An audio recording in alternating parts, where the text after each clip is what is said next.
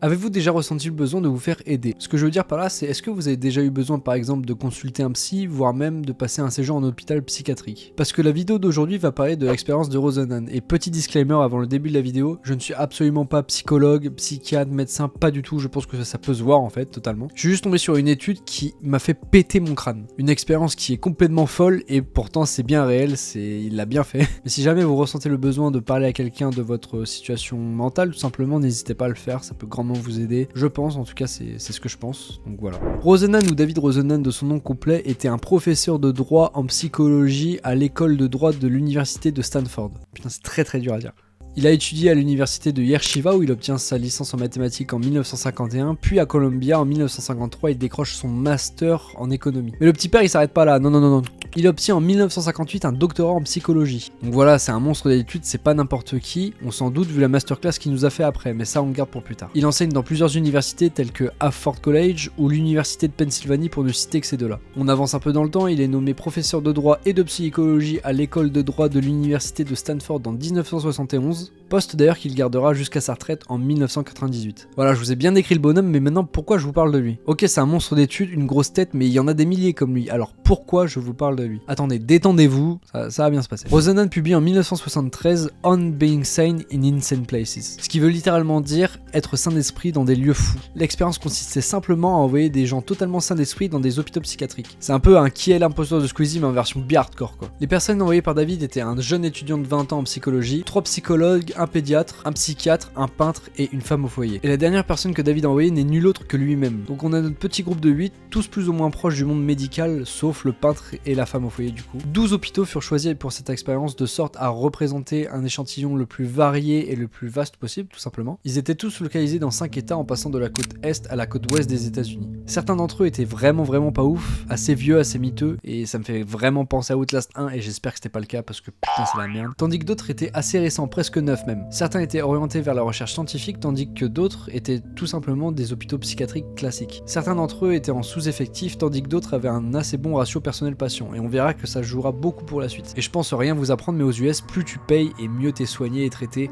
normalement, mais on verra que pas du tout en fait. Enfin bref, chaque faux patient du coup vu qu'il n'était absolument pas malade pour rappel, prenait rendez-vous et arrivait au bureau des admissions en se plaignant d'entendre des voix dans leur tête. Des voix plus ou moins claires qui leur disaient à peu près tous vide, creux, fond de bruit, enfin des trucs qui n'ont aucun sens, qui n'ont pas de logique. Donc voilà ce que David et son équipe racontent au personnel médical, alors qu'ils n'entendent vraiment rien, en vrai. Et pour se faire admettre au sein de l'hôpital, ils ont dû fournir un faux état civil, donc fausse identité, fausse adresse, faux nom, tout était monté de toutes pièces, absolument tout. Et si je vous raconte ça, évidemment, c'est que c'est passé, ils ont été admis. Et une fois admis dans l'hôpital, gros coup de théâtre. Ils n'entendent absolument plus rien. Mais c'est pas ils ont attendu un peu pour voir comment ça allait se passer.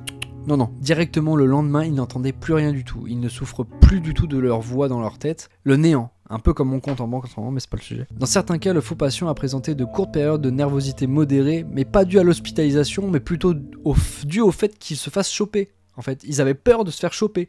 C'était vraiment pro-punt.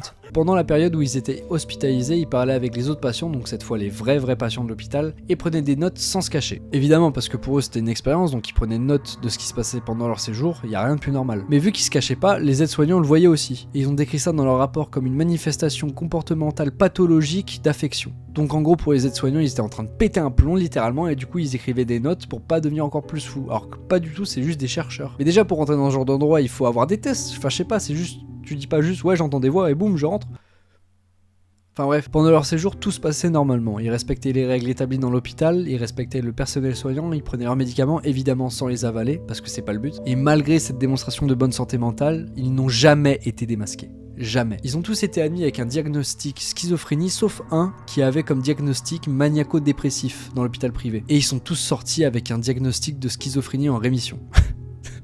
La blague. Donc ça veut dire sans être réellement malades, ils sont quand même sortis de là en l'étant toujours. Et là il y a une question qu'on pourrait se poser, mais pour des faux malades, combien de temps ils sont restés du coup? Et bah retenez-vous bien parce que c'est énorme en vrai, entre 7 et 52 jours, dont une moyenne de 19 jours. Pour des gens qui n'ont rien d'ailleurs.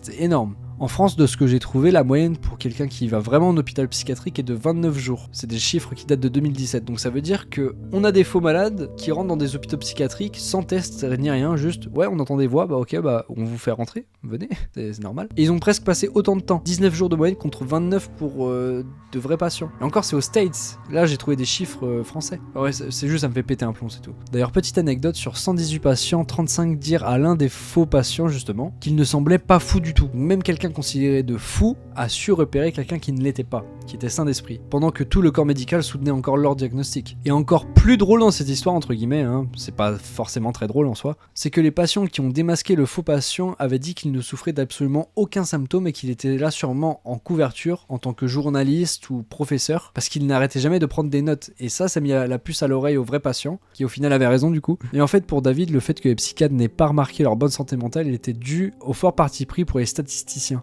Donc en gros, pour vous expliquer, les médecins sont plus enclins à déclarer quelqu'un de malade même s'il est en bonne santé. Donc c'est ce qu'on appelle un faux positif de type 2, plutôt que le contraire, positif de type 1. Donc ils préfèrent dire de quelqu'un qu'il est malade par prudence. Mais comme le dit lui-même Rosenan, diagnostiquer une schizophrénie chez quelqu'un qui n'a rien est très préjudiciable. Du fait de la stigmatisation personnelle, sociable et voire même légale en fait. Et croyez-moi que ce que je vais vous raconter là va vous mettre une grosse claque tellement le cerveau de ce mec est avancé comparé à nous. Un hôpital universitaire entend parler de cette histoire et trouve ça super intéressant. Les psychiatres comme les enseignants, comme les chercheurs se disent mais c'est pas possible de se tromper à ce point, genre ils sont trop nuls à chier en fait. Et on est les meilleurs et si toi David tu nous les envoies, on saura qui est les faux patients en fait.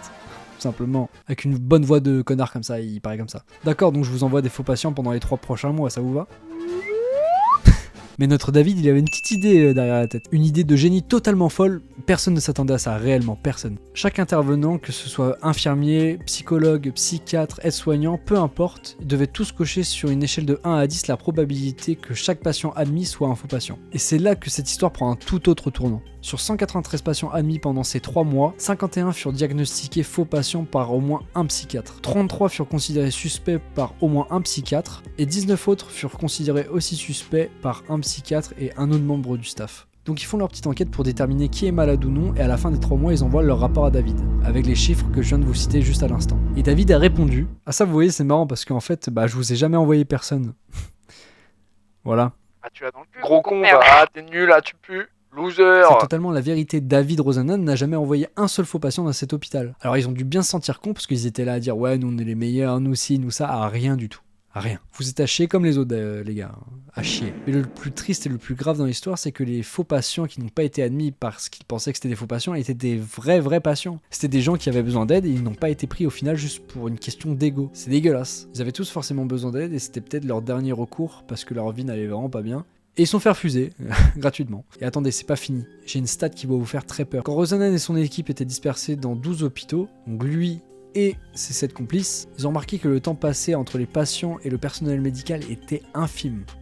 Infime. Entre 3 et 52% au mieux de temps passé entre le personnel médical et les patients, avec une moyenne de 11,3%, donc c'est vraiment très peu. Le temps d'entretien journalier n'était que de 7 minutes. Alors petite coupure dans la vidéo, j'ai changé de t-shirt, c'est normal, je filme pas le même jour, donc je suis un gros puant mais il y a quand même des limites, je me suis changé vite fait. Voilà, on reprend la vidéo. Donc 7 minutes passées entre le personnel soignant et les patients, c'est clairement du délaissement à ce niveau-là, je trouve personnellement. Et évidemment ça n'arrangeait en rien leur santé mentale. Ils se sentaient délaissés et invisibles aux yeux de ceux qui devaient les aider, et encore pire, ils souffraient de symptômes de dépersonnalisation. Après d'un côté c'est normal qu'ils souffrent de dépersonnalisation parce qu'ils sont laissés à eux-mêmes dans leur cage étant le mot utilisé par Rosenan et ses complices pour décrire la chambre des patients. Donc super ambiance. Tout ce mélange de merde n'arrangeait en rien leur stigmatisation diagnostique, et c'est bien normal. Alors je ne pense malheureusement rien vous apprendre, mais dans certains hôpitaux, les gens du personnel soignant sont vraiment des sales races, y a pas d'autre mot. Évidemment c'est pas partout, mais c'est pas aussi rare que ça. Par exemple dans les EHPAD ou les maisons de retraite, on a déjà eu des témoignages, des photos, des vidéos, des preuves qui montraient que les patients, donc les personnes âgées, se faisaient battre, maltraiter par le personnel,